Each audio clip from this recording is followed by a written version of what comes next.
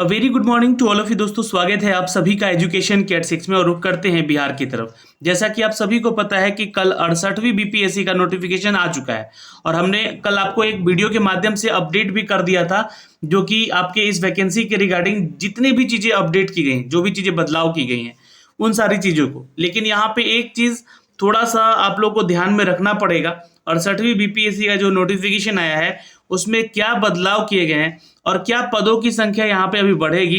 281 post तो दिए गए हैं और कितने लोगों को मेंस के लिए बुलाया जाएगा, तो किस तरीके से हम तैयारी करें कि हमारा जो है मेंस में सिलेक्शन हो जाए, कि मेंस में हम जा सकें, है ना, पीटी में सिलेक्शन हो जाए और मेंस के लिए अपीयर हो सके।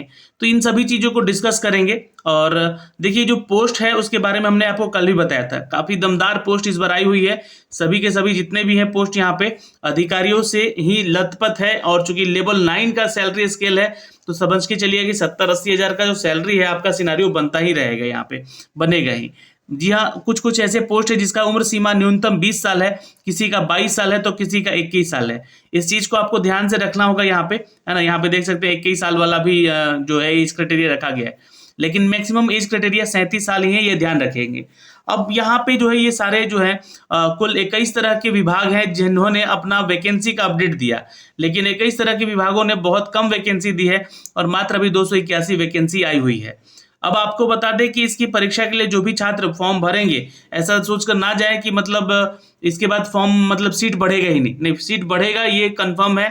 और आयोग भी कह रहा है यहाँ पे कि जैसे जैसे आयोग जितने विभाग हैं बिहार के तो अधिसूचना देंगे तो हम लोग यहाँ पे सीट को एडिंग भी करते जाएंगे। शैक्षणिक योग्यता की बात कर लेते हैं दोस्तों यहाँ पे, तो आपका क्रम संख्या 1 से लेकर 21 तक में अगर सिर्फ क्रम संख्या 3 को छोड़ दिया जाए तो उसके लिए आपको स्नातक होना जरूरी है या समतुल्य, यानी कि अगर सिंपल ग्रेजुएट है किसी भी डिसिप्लिन में तो आप इसका फॉर्म तो भर ही सकते हैं। पहली चीज, क्रम संख्या 3 को छोड़ दिया जाए। क्रम संख्या जो 3 है सारणी में दिया गया अग्नि अभियंत्रण पदाधिकारी का पद है, जिसके लिए आपको यहाँ पे दोस्तों किसी भी मान्यता प्राप्त विश्वविद्यालय से विज्ञान में संकाय में आपका स्नातक होना चाहिए, यानी कि बीएससी होना चाहिए। आप फिजिक्स से हो, केमिस्ट्री से हो, बायोलॉजी से हो, है ना, बट साइंस बैकग्राउंड आपका होना चाहिए। या फिर अगर आपने अग्नि अभियंत्रण यानी कि फायर टेक्नोलॉजी का जो इंजीनियरिंग होता है दोस्तों, फायर इंजीनियरिंग होता है जो, है ना, फायर टेक्नोलॉजी या fire safety officer, fire technology in safety, ये जो वैकेंसी मतलब जो आपका डिसिप्लिन होता है इंजीनियरिंग में, इससे आपने अपना ग्रेजुएशन किया हो, या फिर अपने मैकेनिकल या ऑटोमोबाइल में, या अपने अभियंत्रण यानी कि अपने स्नातक जो है अपना ये किया हो इस इंजीनियरिंग में, है ना, मैकेनिकल या ऑटोमोबाइल में, तो ही आप इस पोस्ट के लिए आवेदन करेंगे। तो दो चीजें हैं यहाँ पे, है ना। इन 21 तरह के जो विभाग हैं इनमें सिर्फ एक विभाग ऐसा है जहाँ पे आपको थोड़ा सा शैक्षणिक योग्यता जो है अलग मांगी गई है। अब आगे चलते हैं और बात करते हैं निगेटिव मार्किंग के ऊपर। ये जो आपका पैरा नंबर 11 है इसको बहुत ही ध्यान से आपको पढ़ना है और फॉर्म भरते समय इसकी उपयोगिता बहुत ज्यादा है। ये क्या है उपयोगिता, मैं आपको बताता हूं। चूंकि देखिए इस बार 68वीं बीपीएससी जो है निगेटिव मार्किंग को लॉन्च करने जा रही है, जहां फॉर्म भरने जब जाएंगे तो कॉलम नंबर 16 में ये आपसे पूछा जाएगा कि आप किस तरह का निगेटिव मार्किंग को सपोर्ट कर रहे हैं, और इसी के आधार पे जो है आपका परीक्षा लिया जाएगा। यानी कि अगर ज्यादा से ज्यादा छात्र जो हैं यहाँ पे फॉर्म भरते समय इन तीनों ऑप्शन में से जिसको ज्यादा चुनेंगे उसी के आधार पे, तो जितने भी छात्रगण हैं मैं उन सबसे यही कहूंगा कि थोड़ा ध्यान से इसको सुन लीजिएगा, फॉर्म भरते समय इसी को सेलेक्ट कीजिएगा, ये आपके लिए बेनिफिट होगा। बाकी आपकी क्या राय है आप लोग कमेंट सेक्शन में कमेंट कीजिएगा, तो उस पर विचार जरूर किया जाएगा। पहला चीज है यहाँ पर कि negative marking should be on limited number of question, मतलब कुछ एक से लिमिटेड नंबर ऑफ क्वेश्चन पे ही निगेटिव मार्किंग होगी। जैसे कि एग्जांपल के तौर पे 50 क्वेश्चन आउट ऑफ 150 में से ऐसे होंगे जिनमें कि निगेटिव मार्किंग हम रखेंगे, ऐसा यहाँ पे प्रावधान है, यहाँ पे बोला जा रहा है। दूसरी चीजें यहाँ बोला गया है कि 1/3 जो क्वेश्चन है are selected for the negative marking, ठीक है। तो यहाँ पे जो आउट ऑफ 150 जो क्वेश्चन होंगे उन्हीं पे निगेटिव मार्किंग होंगे, और ये 1/3 जो है निगेटिव मार्किंग का प्रावधान यहाँ पे रखा जाएगा।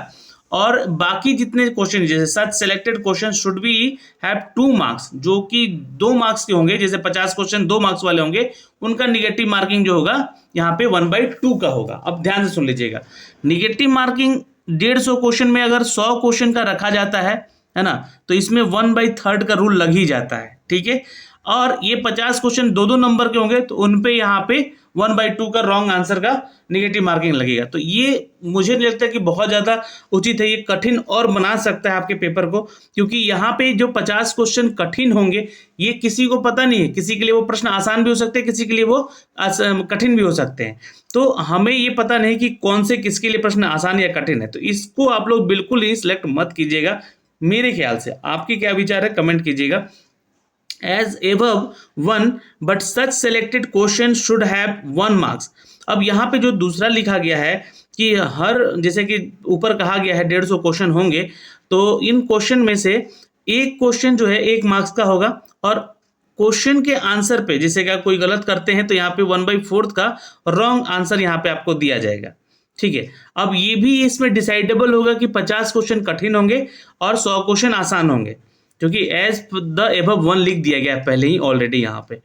ठीक है, ये दूसरा हो गया, लेकिन ये भी मेरे ख्याल से सही नहीं है कि 50 क्वेश्चन वाला ही मैटर फंसता है यहाँ पे कि कौन सा क्वेश्चन कठिन है, कौन सा क्वेश्चन यहाँ पे आसान है, ये हमें किसी को नहीं पता होता है यहाँ पे। अब अगला जो आखिरी अपडेट है यहाँ पे, इसको ध्यान से देखिएगा।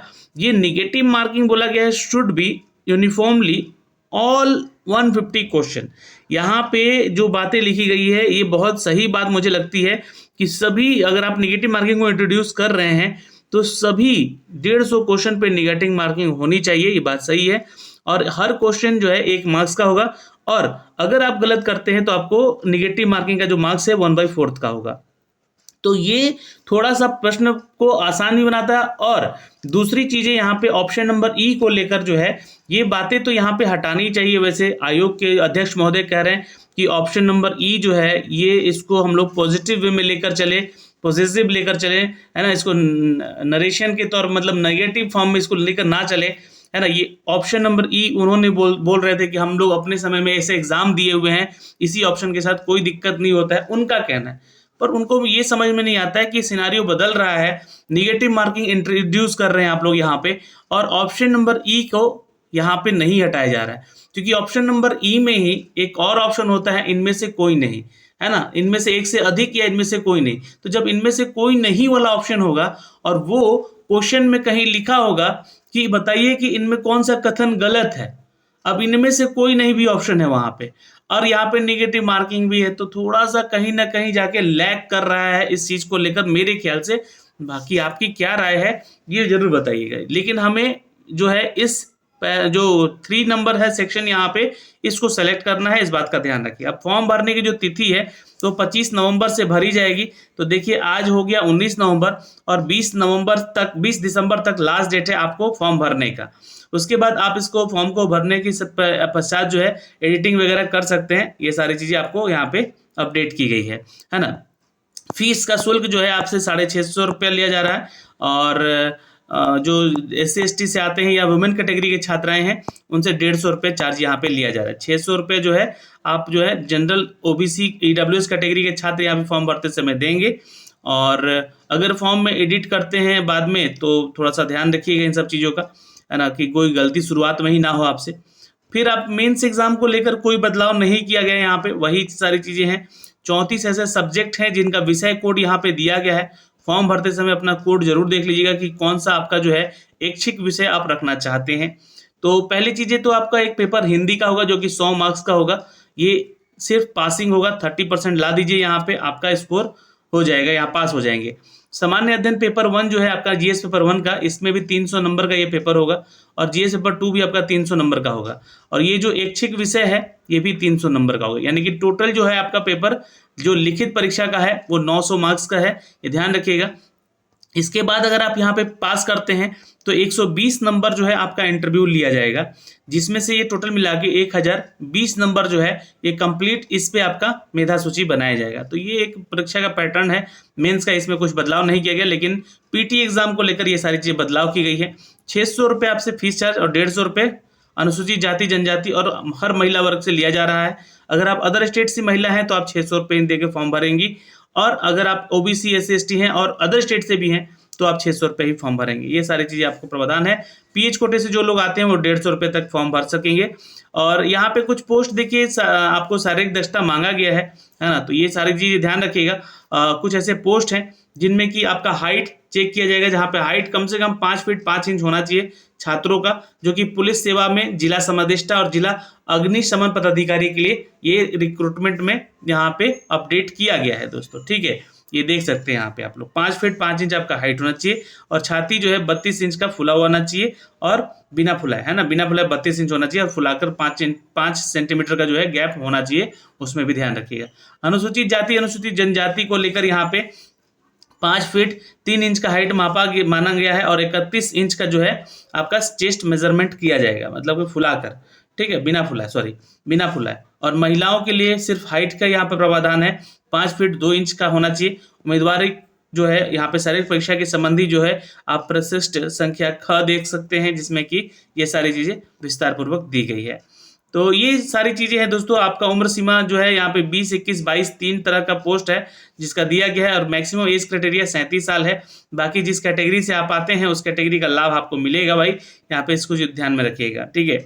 और ये सारी चीजें हैं यहाँ पे, ये तो हो गया, आपको समझ गए चीजों को। अब आइए चलते हैं अन्य खबरों पे, जहां पर बिहार में अगर हम बात करें दोस्तों कुछ नई रिक्रूटमेंट की, नई अपडेट की, तो यहाँ पे आपके लिए बड़ा अपडेट है, देख सकते हैं यहाँ पे आगे आकर। जी हाँ, अब ये देखिएगा यहाँ पर 68वीं बीपीएससी के लिए जो है आप आवेदन 25 से कर सकेंगे। ये आपके सारे पोस्ट के नाम दिए गए जो कि मैंने आपको बताया था कल, 2 से 81 पोस्ट है यहाँ पे। और 67वीं बीपीएससी का जो छात्र यहाँ पे मेंस देने वाला है वो 21 नवंबर से इसका फॉर्म भर सकेगा। ये आपको बता दें कि 21 नवंबर से इसका फॉर्म भर जाएगा। आवेदन भरने की अंतिम तिथि 6 दिसंबर है और जो इसका जो है 750 रुपये शुल्क चार्ज लिया जा रहा है, 750 रुपये फीस लिया जा रहा है। और जो कैटेगरी में आते हैं महिला के साथ वो 200 रुपये देकर इसका मेंस का फॉर्म भरेंगे, ये ध्यान रखिएगा। यहाँ पे मुख्य परीक्षा के लिए ऑनलाइन आवेदन करने के दौरान अभ्यर्थी को कुछ बॉक्स पहले से भरे हुए मिलेंगे, जैसे कि अपने पीटी में अपना सारा डिटेल बताया था। आवेदक के द्वारा प्रारंभिक परीक्षा के फॉर्म भरने के दौरान जो है सूचनाएं भरनी होंगी उनको और उन्हीं आधार पर ये बॉक्स भरे जाएंगे। इनमें वैकल्पिक विषय का आरक्षण, कोटि, लिंग, जन्म, ये आधार संख्या, ये परिवर्तन का प्रावधान रहेगा। यानी कि आप जो है अपना एक बहुत बड़ी बात कह दी गई यहाँ पे कि 67th बीपीएससी मेंस में अगर आप जाते हैं तो मेंस को लेकर यहाँ पे जो है आप अपना ऐच्छिक विषय बदल सकते हैं, लेकिन मैं तो कहूँगा मत बदलिएगा अगर आप तैयारी उस विषय का किए हैं तो, ठीक है। तो ये प्रावधान दिया गया है यहाँ पे आपके लिए, अच्छी अपडेट है यहाँ पे, ठीक है। ये आपका जो है डेट्स है आपको फॉर्म भरने का 21 तारीख से लेकर 6 दिसंबर तक अपडेट किया गया है। इसको आप एडिट भी कर सकते हैं, एडिट करने का भी मौका आपको दिया जाएगा इसके लिए, लेकिन गलती मत कीजिएगा शुरुआत में ही कोई भी अपडेट हो 67वीं बीपीएससी को लेकर। 68वीं बीपीएससी में देखिए पीटी में तुक्का लगाना पड़ेगा महंगा, क्योंकि निगेटिव मार्किंग होगी। मैंने आपको सारा डिटेल चीज़ बता दिया यहाँ पे, थोड़ा तैयारी अच्छे से कीजिएगा। और अब निगेटिव मार्किंग को ध्यान में रखना होगा, यानी कि अब 150 क्वेश्चन अटेम्प्ट नहीं करना होगा यहाँ पे, तो इसका भी ध्यान रखना होगा। उस तरीके से हम लोग अपनी तैयारी जो है करेंगे यहाँ पे और सभी मिलकर, और सभी जो है उसी नए पैटर्न पे अब तैयारी की व्यवस्था करनी होगी। तो नए तरीके से नए क्वेश्चन लेकर आएंगे आपके लिए वाईटी एजुकेशन पे दोस्तों। जी हाँ, अभी इस वीडियो में तो यहाँ पे ये अपडेट कर दिया है मैंने।